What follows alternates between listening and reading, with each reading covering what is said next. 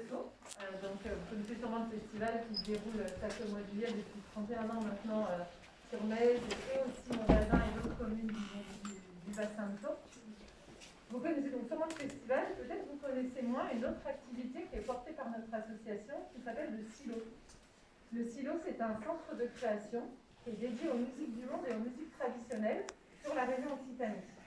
Et si je vous en parle aujourd'hui, c'est parce que la résidence d'artistes qui a lieu depuis lundi à Montbazin dans cette salle s'inscrit dans le cadre de ce silo.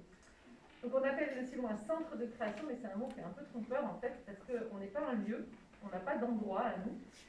On s'appuie sur un réseau de partenaires, en fait, un réseau de salles de spectacle, de festivals, de communes, comme celle de Montbazin, qui en fait accueille les artistes pour des périodes de résidence de création. C'est ce qui se passe en ce moment.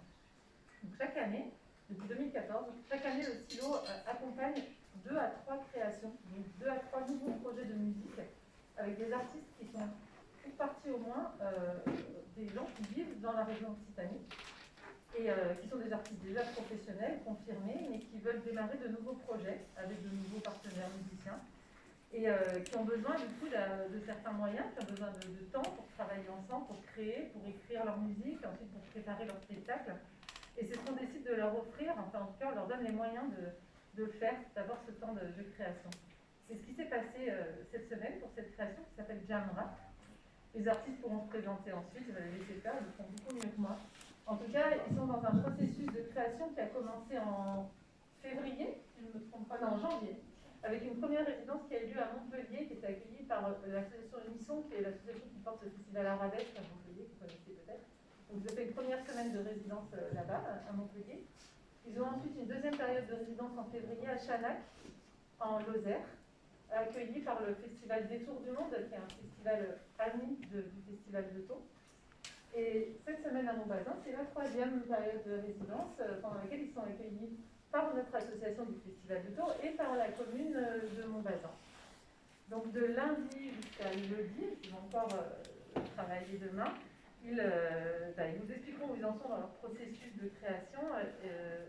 Et là, on va pouvoir entendre, non pas un concert, c'est encore trop tôt pour appeler ça un concert, parce que vous l'avez compris, le travail est encore en cours, les choses vont encore évoluer au fil du temps, jusqu'à leur premier concert qui aura lieu cet été.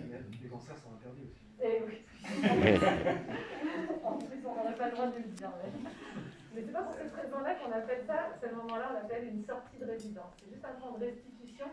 Et c'est vraiment un moment où ils vont vous livrer tout frais leur musique, avec certainement des choses qui sont encore pas tout à fait finies, pas tout à fait élaborées, des choses qui vont peut-être encore... Peut-être qu'ils vont s'apercevoir qu'il y a des choses qui ne vont pas, qui peuvent encore améliorer, ou au contraire qu'il y a des choses vraiment super, et vous n'imaginez pas que ça marchait aussi bien.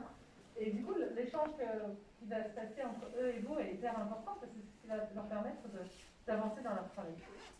Donc, je pense qu'il y aura peut-être un temps ensuite d'échange, de questions-réponses entre eux et vous, pour justement permettre d'avancer ensemble. Voilà, j'arrête de parler.